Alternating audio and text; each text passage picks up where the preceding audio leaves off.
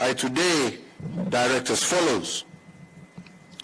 And the first is that the Cabinet Secretary for Health, acting jointly with the Chairperson of the Council of Governors, shall constitute a national reference group on COVID-19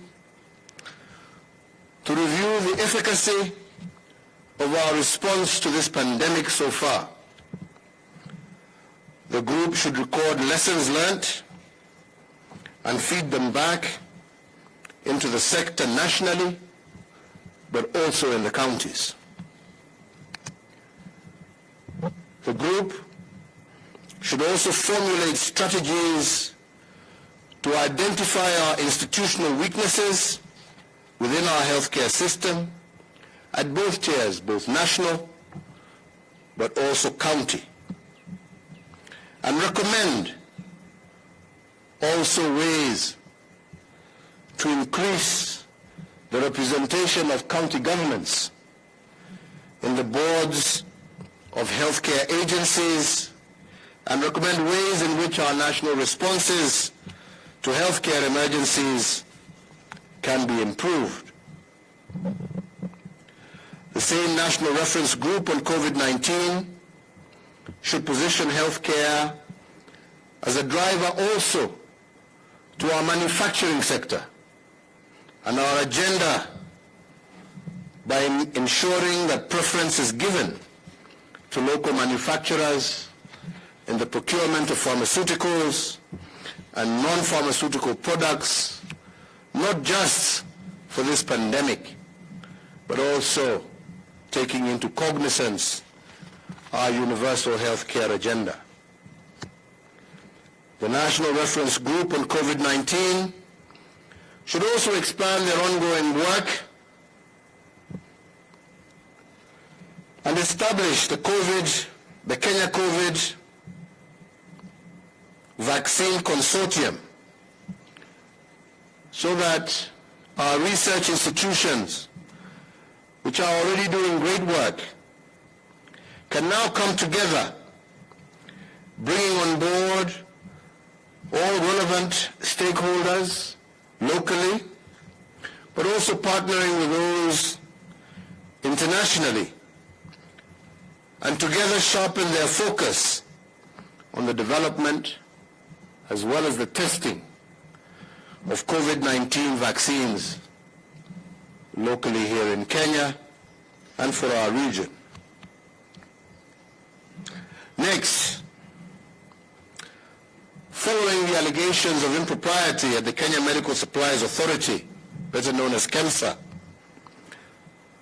the relevant investigative agencies of our country are currently fully seized with the matter.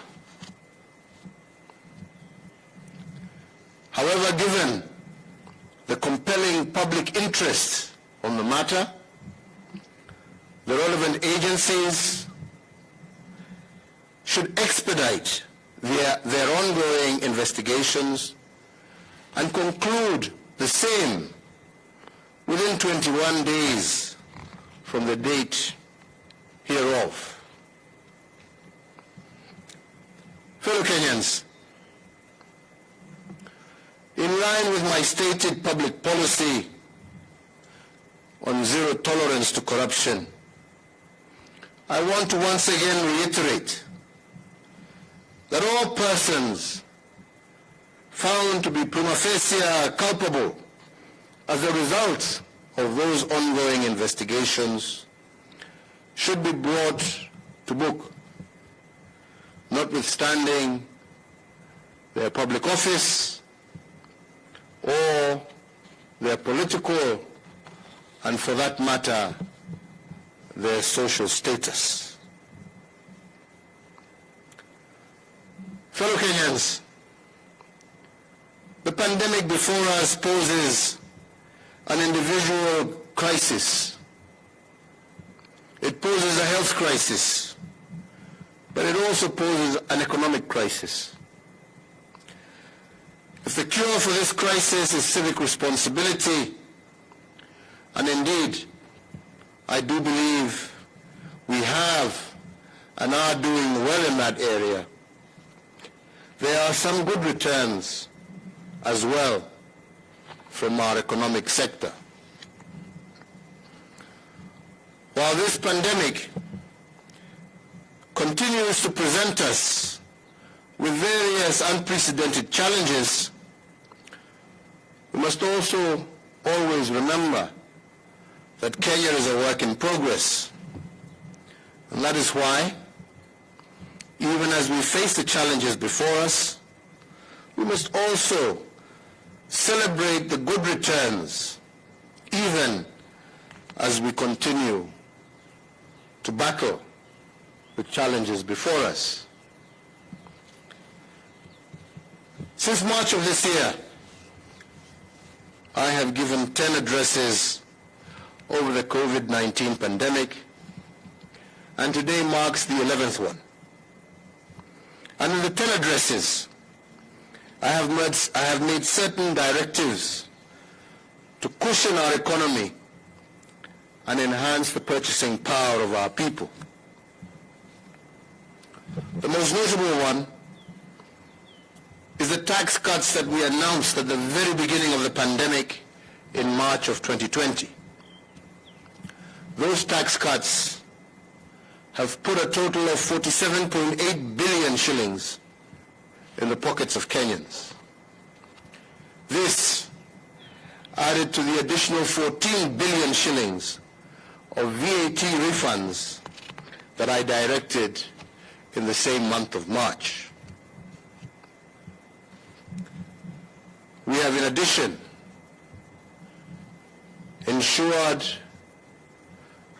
that tens of thousands of Kenyans in need have also had access to direct intervention through weekly cash transfers to them and their families to ensure that the most vulnerable in our society are able to overcome and withstand this crisis.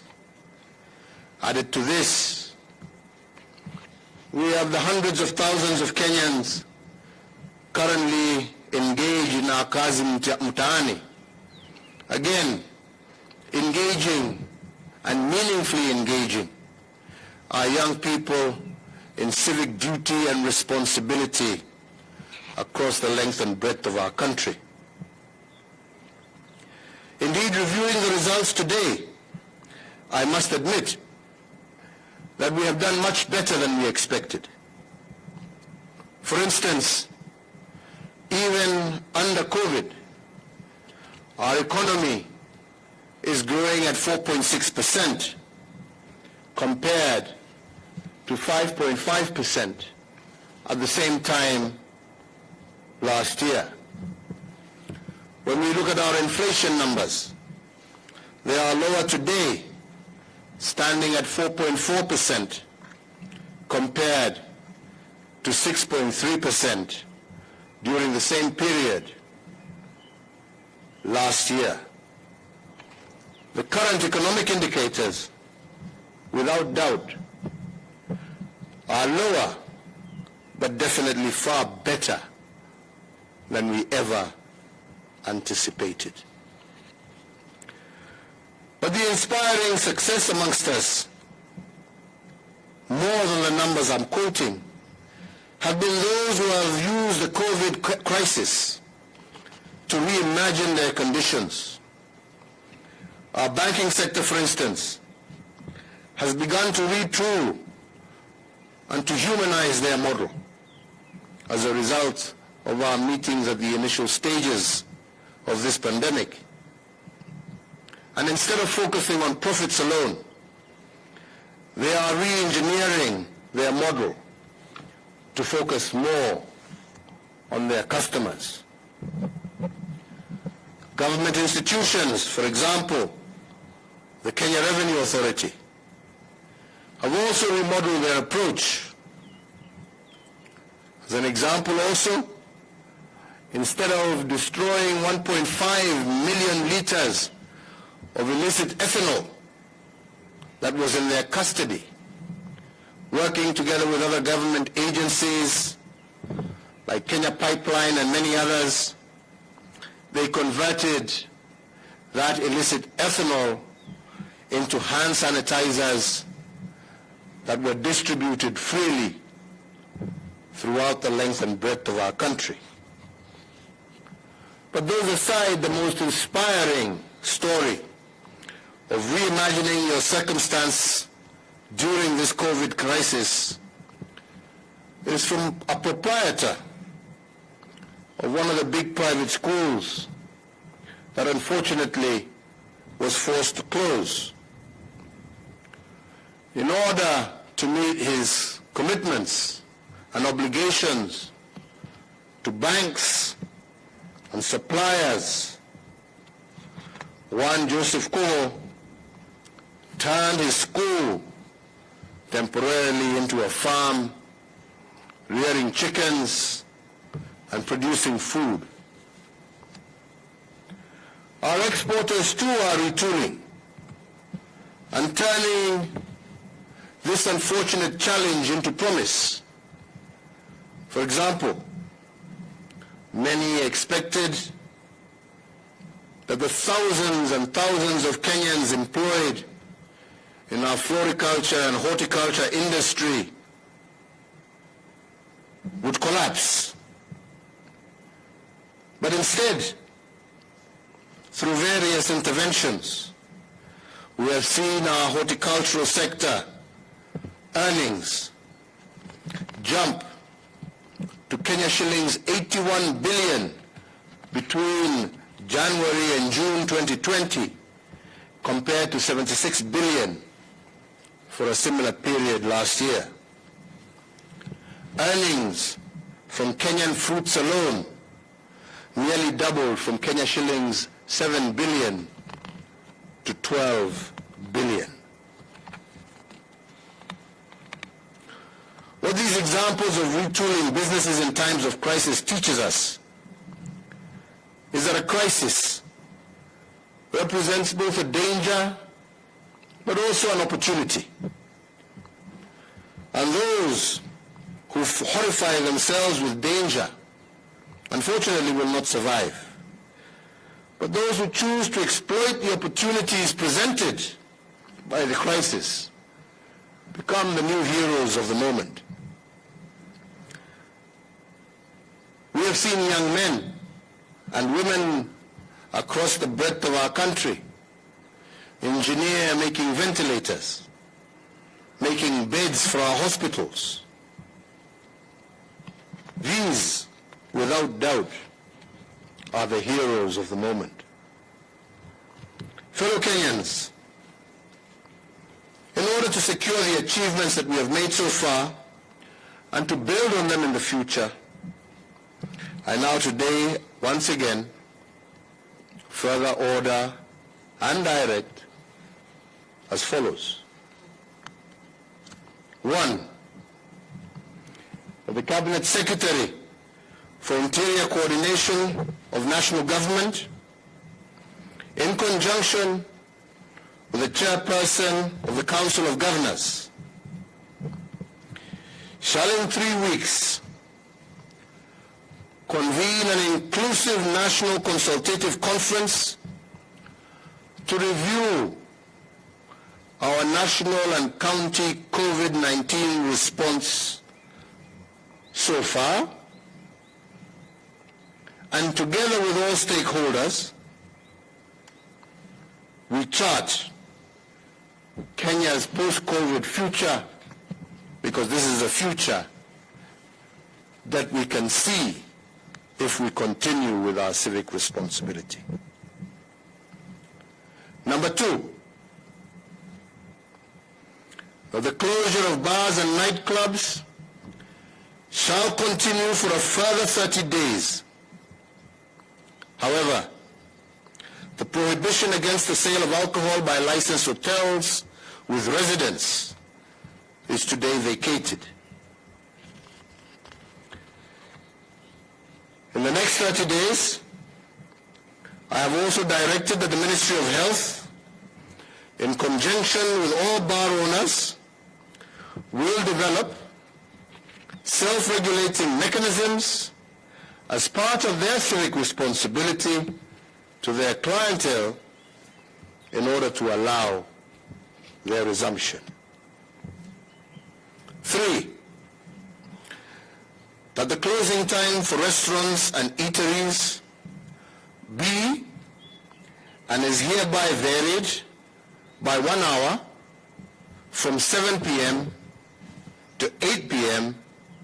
effective the 27th of August, 2020. 4, in accordance with the recommendations of the Interfaith Council, the maximum numbers of persons permitted to attend funerals and weddings is reviewed upwards from 15 to 100, with all in attendance abiding with the Ministry of Health protocols. 5, that the ban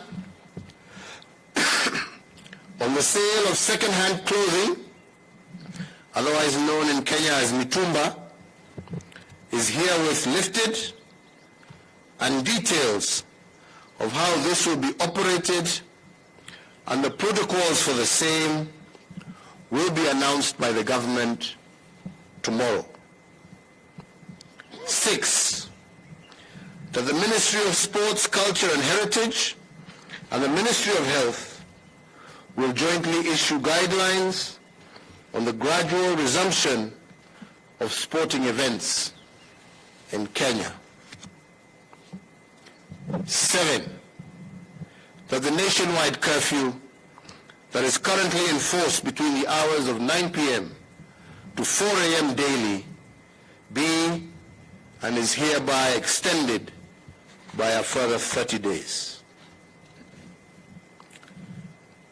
Fellow Kenyans, in concluding my remarks today, let me take this opportunity to say something about our Constitution. Tomorrow, the 27th of August, 2020, will mark the 10th year since we promulgated our new Constitution. This Constitution has been hailed the world over as one of the most progressive, not only in our region or the African continent, but the world over. And this is because it is an embodiment of what a social contract between people of different origins and their governments should be. But I must remind us all of one thing. If our past is constantly at war with our present, we will together lose our future. And the spirit of this Constitution was meant to reconcile our past with the present in order to secure our future. But the crafters of this social contract also told us and reminded us that a constitution was a work in progress. And as such, we were made to adopt it with a promise that in the future we will make it better. 10 years later, the moment to improve on it, I believe, is now. And as I said in my Madaraka Day speech, we must not, as a people, succumb to the paralysis of constitutional rigidity. We must treat a constitution as a living being, as a living document that must constantly adjust to our emerging realities.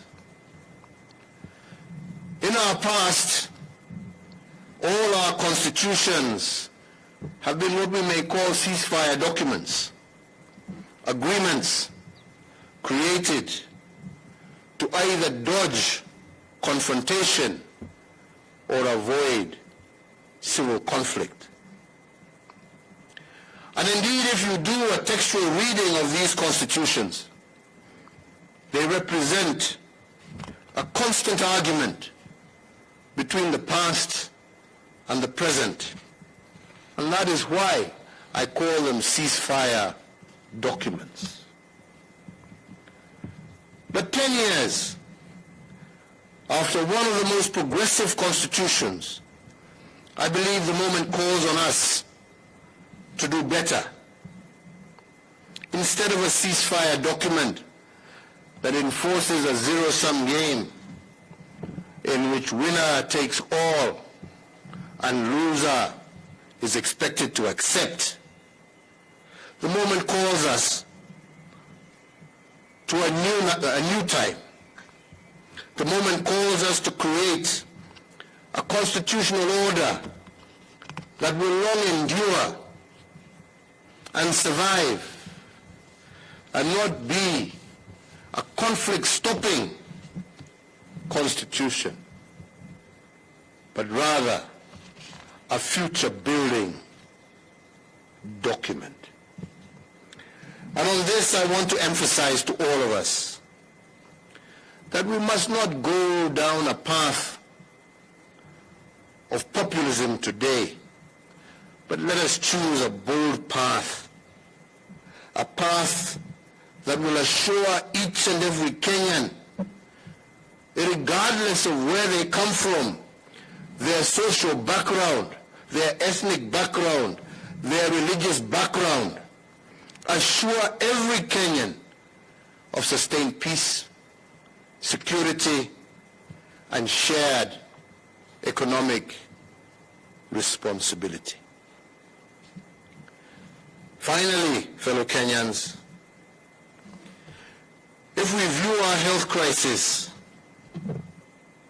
indeed first and foremost as a health crisis, but also switch our view and ask ourselves that this can also be looked at not just as a danger, but an opportunity, I do believe that we can completely rearrange our country. And we have seen it in the various new ways even we as government are reorganizing ourselves, in the manner in which this crisis has forced us to focus on the most disadvantaged in our country, in the health clinics that we are building in our informal settlements, in the roads that we are building in our informal settlements where the majority of our people live, in the opportunities through Kazi Mtaani and many other government programs that we intend to initiate to support our young people, in the manner in which we are also reorganizing our government to take advantage of the digital technology in the performance of our work and in our outreach. I do believe we can rearrange our country. I do believe that it is possible and that our constitutional architecture can be not a conflict resolution document, but a document that lays the architecture of our future heritage. And indeed, as Abraham Lincoln once said, the only way a people or a nation can predict the future is to invent it themselves. We can invent together that future, and we want to do so through our actions of civic responsibility today.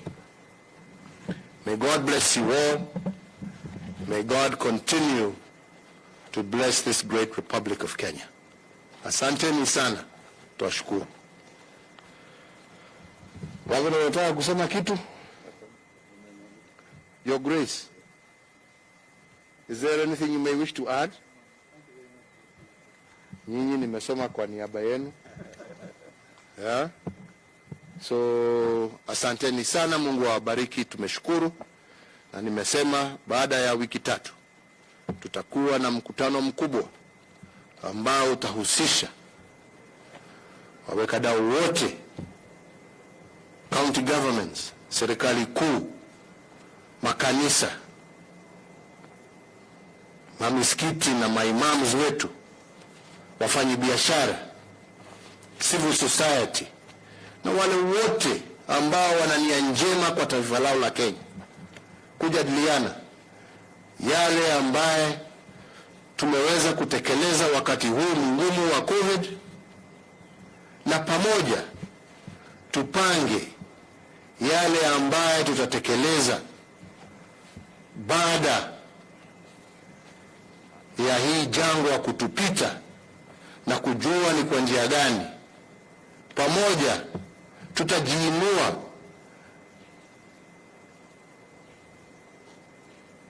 na tusongeshe taifa letu mbele. Na hiyo ndiyo jukumu letu. Na mimi nasema kwa wote, serikali yangu na msimamo wake uko, na sitabanduka ama kupinduka. Tumesema njia ya kuhakikisha ya kwamba tumeunda nchi ambaye itastahimili miaka na miaka na miaka baada ya sisi wengine kuwa tumewacha dunia hii, ni kuhakikisha ya kwamba tutatenda yale yote ambaye ni ya haki.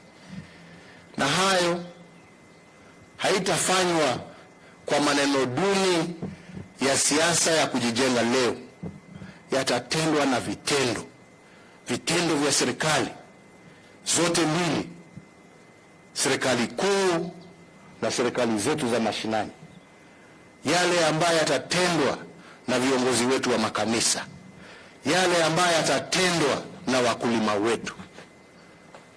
Maneno matupu haijengi taifa, vitendo ndivyo vitaamua Kenya ya kesho itakuwaje. Wakenya tushirikiane, tupendane, tushikane, tuache chuki, tuache kutumia siasa kama mpira wapata nipotee. Tunataka sisi wote tupate, tunataka sisi zote tuishi kwa amani, tunataka sisi zote tuishi kwa umoja. Tukipigana na ufisadi, tupigane na ufisadi, na tupigane kwa njia haki. Na tukifanya hivyo, matokeo ya yale ambayo tutafanya kwa vitendo vyetu ndivyo vitahakikisha ya kwamba tuko na nchi ambayo sio sisi ambao tuko leo, lakini hata vizazi vijavyo vitasherehekea kusema ya kwamba tuliwaachia msingi wa taifa ya furaha na busara. Mungu awabariki na Mungu aendelee kuilinda taifa letu la Kenya. Asante sana.